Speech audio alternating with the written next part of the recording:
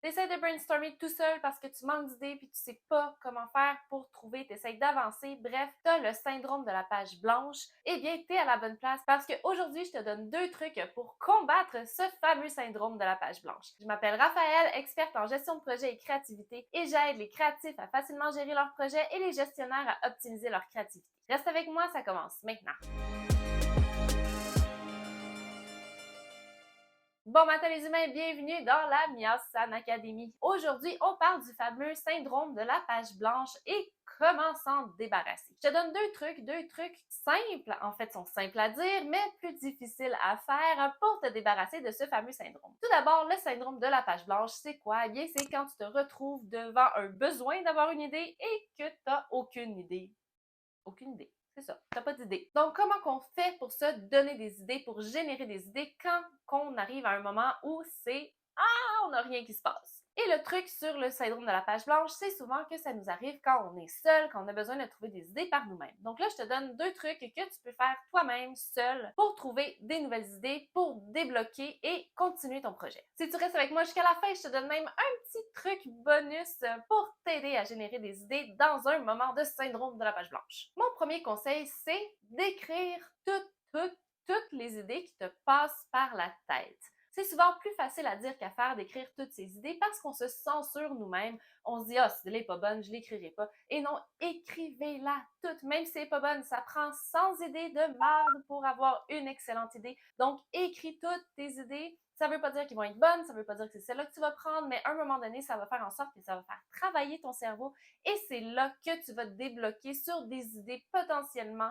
fonctionnelles, des idées qui vont marcher, des idées que tu vas avoir trouvées qui fonctionnent avec ce que tu entreprends. Et le fameux syndrome de la page blanche, eh bien, ça le dit, c'est une page blanche, une page qui n'a rien dessus. Fait que si tu veux combattre ce syndrome-là, écris sur ta page, peu importe c'est quoi, elle sera plus blanche, donc tu vas pouvoir entamer le processus de trouver des idées, entamer ton cerveau en mode divergence. Si tu sais pas quoi écrire sur ta page, ben fais des lignes, fais des dessins et un moment donné, tu vas voir que ça va commencer à débloquer. Il faut juste passer à l'action pour réussir à avoir les idées. Et j'invente rien, c'est un truc qui existe. Par contre, c'est vrai que c'est vraiment plus facile à dire qu'à faire. Avant de te donner mon deuxième truc, je t'invite à t'abonner tout de suite à ma chaîne YouTube pour t'assurer de ne rien manquer des vidéos que je partage. Je partage des trucs, des astuces, des interviews, bref, tout ce que tu as besoin pour développer non seulement ta créativité, mais aussi ton talent de gestionnaire de projet et réussir tout ce que tu entreprends. Mon deuxième truc pour brainstormer seul, pour trouver des idées plus facilement et te sortir de ton syndrome de la page blanche, eh bien, c'est de sortir de chez toi, de ton bureau, peu importe où tu es présentement sans idée,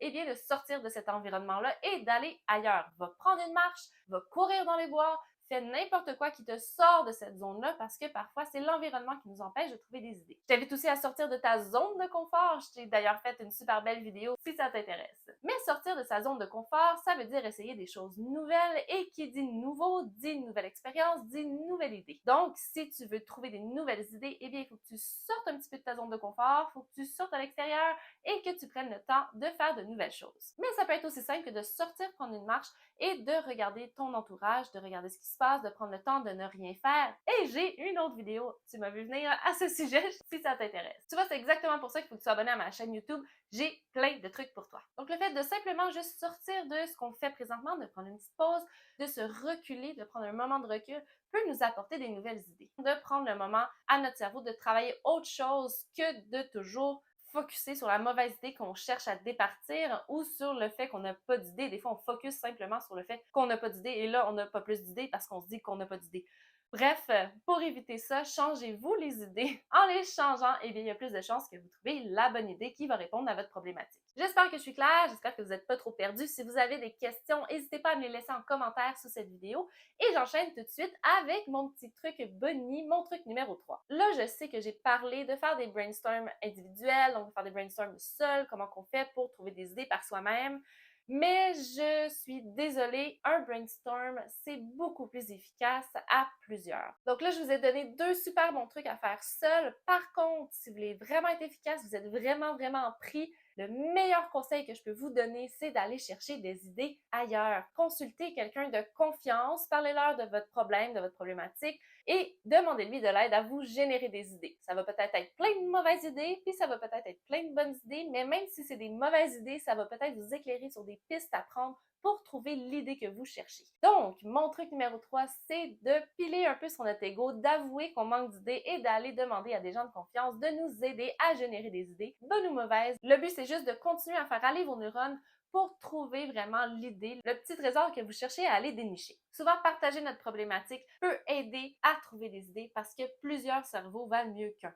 En résumé, si tu as le syndrome de la page blanche, je t'invite à écrire toutes tes idées, à vomir tout ça sur un papier, parce que c'est en passant à l'action que tu vas trouver des solutions. Deuxièmement, sors de chez toi, sors peut-être un peu de ta zone de confort, essaie quelque chose de nouveau, va simplement prendre une marche, parce que parfois c'est juste un moment de recul qu'on a besoin pour revenir avec des meilleures idées. Et troisièmement, j'ai dit que c'était des techniques de brainstorm individuelles, mais d'aller parler de tes problématiques à des gens de confiance peuvent vraiment t'aider à trouver des solutions beaucoup plus adaptées que si tu travaillais seul sur le sujet. J'espère que cette vidéo t'a aidé. Si oui, laisse-moi un petit pouce, ça va m'encourager à continuer de faire des vidéos pour toi, t'aider dans ta gestion de projet et ta créativité. N'oublie pas de t'abonner à ma chaîne et en passant, j'ai une super fiche projet. Je t'ai mis le lien en dessous de cette vidéo, tu peux la télécharger et tu vas voir, c'est vraiment un outil extraordinaire pour mettre de l'ordre, de la structure dans chacun de tes projets. Tu vas voir, il y a même une partie buffet exprès pour le syndrome de la page blanche où tu écris toutes les idées, peu importe ce qui te passe par la tête, pour pouvoir développer ton projet dans l'avenir. Encore une fois, un gros merci d'être resté jusqu'à la fin de cette vidéo